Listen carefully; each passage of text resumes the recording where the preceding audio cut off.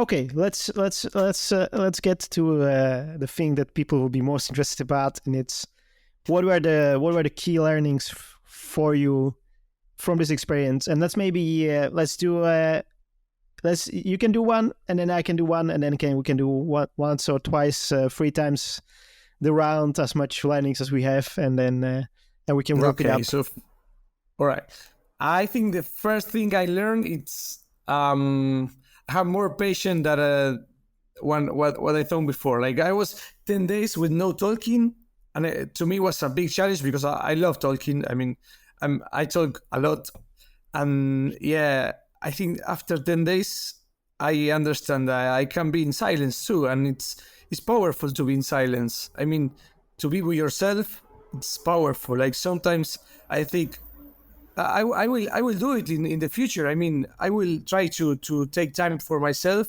and to be just in silence. And I think that is one of the things that I say, okay, this is cool. I want this in my life. I don't want to be just experienced for 10 days. I want to do it again. I want to take like an hour, 2 hours, no music, no phone, whatever, like just for myself and do things with me, like just with no other like things from the outside coming in, just myself stay with me. And yeah, I think that's pretty cool. I took that from the experience. I think yeah. No, I agree. That to me also was one of the learnings, that the amount of distractions that you get, and maybe to continue with that, you know, for me one of the learnings was, man, you're fucking strong. I had so many moments in the retreat when I was like, hey, I just meditated for like 10 hours. That's more than in my whole life. Like, wow. I felt like really proud of myself. And then the first strong determination, I was like, I meditated 1 hour without moving. I didn't think that was possible. And then I did 2 in one morning. And I was like how was that possible, you know? And then I like every day I was like, you did 7 days. Like, I didn't think it was possible, you know?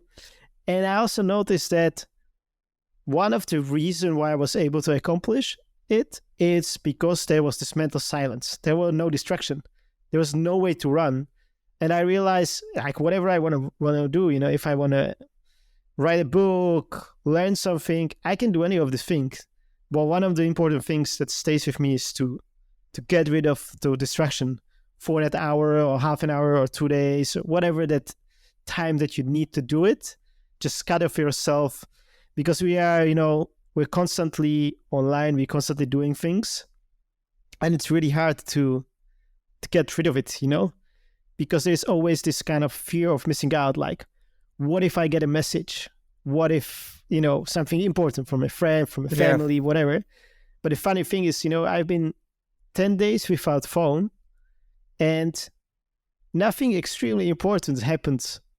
Oh, like one thing, but it didn't change. Like one thing that happened, you know, one person close to me passed away, but it didn't change anything, you know, like he would pass away anyway. It didn't change anything. Like none of the things really change anything. So if you if you respond to a message an hour later, what is it really going to change, you know? And we always find like these special cases of what might happen, which is maybe like 2% of the time, or 1% of the time, and you discount all the great things that you get if you are with yourself and you actually dedicate the time, like the benefit, you know, that people don't really think about. So that was for me a big takeaway. Yeah. If I think again, 10 hours of meditation every day, it's just crazy. I mean, I did it, but I don't know how I did it. Like, 10 hours of meditation. Like, even if when I talk to someone about the experience that I had, like 10 hours, they say 10 hours.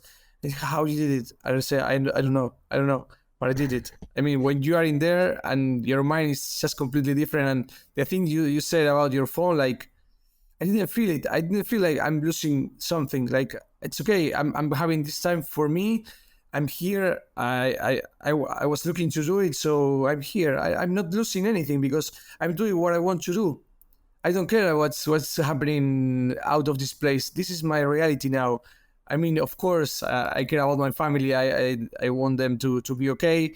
But I mean, if something really really strong happen, they're gonna tell you and say, "Hey, Javi, this happened to you, and you can leave." But I mean, even your mind, I mean, your ideas are in your brain, and you start thinking about that. But it's okay, it's okay. I having this time for me, and that's it.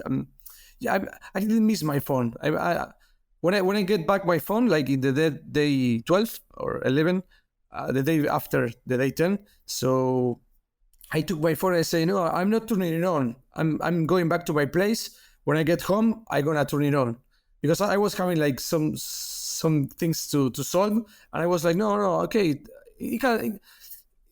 I wait 10 days, so I can wait a couple of hours more. I don't want to I want to have the taste of the retirement for a bit longer. Like I want to have it with me. So it was pretty cool. Also, I mean, today I use it maybe 5 hours a day, the phone, maybe more. I don't know, but I know I don't need it, because I had the experience living with no phone, and it's possible. I mean, it's a tool, but we don't use it as a tool. We use it like an exit to get out of our reality. Like you want to connect with people who it's really really far away from you, and you don't connect with the people who's next to you. That's the phone. It's a tool to connect with people, but it's not in reality. And yeah, that was pretty cool. So like experience with no technology for 10 days, no connection with people, like no information from the outside. It's like you don't need it. You can, I mean, you can be happy with no information. You don't need it. I mean, that's crazy also. Yeah, totally. I agree. Hmm. Okay, what else do you have any other learning that came to mind? Okay, so meditation. Yeah, meditation was pretty cool. I mean, I felt so different. The focus, the power that I had in my mind was just crazy. I mean, the sensation. Everything was more intense. Like the intensity of the flavor of the food, the intensity of the touching of my skin, the intensity of the touching of the it was like outside of the meditation hall was like concrete floor. It was a bit rough. No, it was not like how you say, Smooth. it was not soft and smooth. And I was with no shoes, feeling every small thing of the concrete, like every small stone in the concrete. I was like, wow, I feel like Spider-Man, like this super, like, I don't know, I was like in superpowers, like really. And it was kind of crazy. I can do it if I want now. Like I can like really focus in my hand and try to do something, and I can experience the same sensation. But in there, like you have like your mind is clear, and it's nothing else. It's your hands, your sensation, your body, your mind, your food. It's that is the present. That is you're living in the right moment. You are like you're living in the moment. You're not thinking about future. You're not thinking about past. You're living the moment. Like it's happening. It's reality. Or else it's not reality. It's not what is happening. It's just imagination. It's like just memories or imagination, and you try to stay in your present, in your time, and that's just crazy. Also, like you stay where you are, and you're I don't know. It's powerful. Yeah. Yeah, definitely. The being present. That's strong as well. For me, another one that's maybe a little bit different was the compassion. As we talk about, like we were all there going through the same experience, it was hard. Really, like when we talk after the retreat, it was hard, even for the people who were there like second time. It was like maybe the people who were there like 7 or 9 time, like that's different. But even the second times, a lot of the people, they said they even struggle more than the first time. And so it's always a struggle. And that struggle really, like I was thinking a lot about the compassion, about like, and it's part of the whole learning, right? Everything is impermanent. So means even if you do something that I may perceive as you treating me bad or poorly or somebody else, that doesn't make you a bad person. because you can change. As you know, if you say that your sensation can change, you can change as a person as well, right? So kind of acting with more compassion is, I think, that's something that stayed with me, that I think about.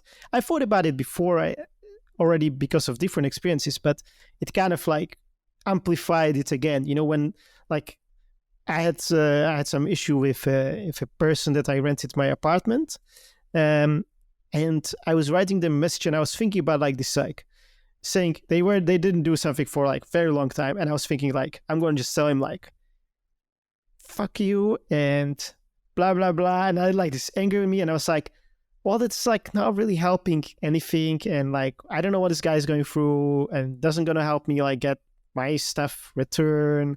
And if it doesn't get returned, who cares? Like, it's not that much money or whatever. Like, and it's kind of like recreated like spirit. And I just wrote him like I was very compassionate, you know. I was like, okay, let me help you with this, let's do this and that. And so for me, the compassion was a big part of the Vipassana, which they teaches you at the end, right? Like the last days of when you kind of try to share the good vibes with the world, basically, of what you get. And that's why people actually go back to the retreats to help, you know, because they want to give back, they want to help. So that for me was big as well. Yeah. I think it's the same. Like the thing you experience with your sensation, your body, if you can use it in your day to day also. Like when someone do like something like you don't like it, like I don't know, don't treat you really well, like you say, okay, it's not him, it's what's happening with me, like with how I'm going to react to this thing that happened. Like you can control that. You cannot control what's happening outside, but you can control what's happening inside and how you react. I mean, when you hate someone, it's because you hate. It's not because the other person, they don't care about your hating. I mean, they don't care. I mean, it's something is happening inside yourself, like, and it's like poison, you know. You become like poison when you hate someone. The other person doesn't care. They doesn't care if you're hating or not. Like they don't care because it's happening to you. It's poison that you bring in inside yourself. Like, you know, it's if you love someone, it's something good for you. Like it's your reaction what's changing your happiness. Like it's not what's happening outside. It's how you taking that. Like how you taking that good thing or bad thing is happening, you know, in your reality. Like that's crazy also. Like you can observe that, like, okay, like you can like, just observe what's going on and say, okay, how I'm going to react to this. I'm going to react, I'm going to accept, I'm going to get mad. What I'm gonna do? And you have like this, like 2 seconds that before you were just going through the reaction and I don't know, fighting with someone on having an argue or giving, I don't know, you know, like today I felt like, okay, I feel like I have these 2 seconds that I say, okay, this happened. Okay, what I'm doing, what I want to do. Is this going to get better? The situation is going to get worse. So I have like these 2 seconds to think about it, and it makes a difference. This like this stop that you make, it's making a difference in your life. In my life, it's like, I don't know. I have more time to think. You know, it's when you yeah. I agree, and even if I had some like strong reactions since we left the retreat, but what also happens is like you kind of are able to resolve it much faster. You know, if you get angry, maybe it would take you a day to get over it, but now maybe it takes you just a few hours to really get back, and like whatever strong feelings, you know, I'm able to, even if they are very, very strong, you know, I'm able to shorten the period of this disruption in my life, which is also really great to me. Okay, let's do a final. Is there any final learning that you would like to add? No, I would like to say that if you feel that you want to do it, you have to do it. I mean, if you think some of these things that we talk about make something that, like, you feel like you want to do it, you have to do it. I mean, it's kind of I don't care if you are into meditation or not. I think it's some experience that you want to do it. You want to try in your life. I mean, to my friends, to everyone who asked me like how was it, I say it was hard, but it was life changing. I mean, if you want to experience something good and you are ready to experience yourself, you do it. I mean, it's a great opportunity to know yourself, and it's a great opportunity to get into meditation, to get into a new tools in your life. I mean, meditation to me, it's a tool. I know if I get like really, really sad, or I get really, really like in a shit, I can meditate and I gonna feel better. I it's not going to change your life in that moment. I mean, your shit is going to be in there, but you're gonna feel different because you're gonna get perspective. Like, and yeah. Yeah, and you will be able to sit with that feeling, right? Whatever is good or bad, like you will be able to be there because you know that it will pass one day. And then the one thing that you said in the beginning of what you learned from was like, how did you do it? And you just said it. You just did it, like one meditation at a time. You just did it. Yeah. And I think the final thing that I would add as my final learning was, if you want to see how something works, you also need to give it time. Because if you would left after the 2 day, you wouldn't really have these learnings. You wouldn't see it. You wouldn't get there. And there's always a struggle on the road. And if you just do a diet for a week, you don't see where it goes. If you don't accept that you're going to slack on the diet one day and then you have to get back and it's going to be hard, or anything you want to learn actually or try, you won't really see it.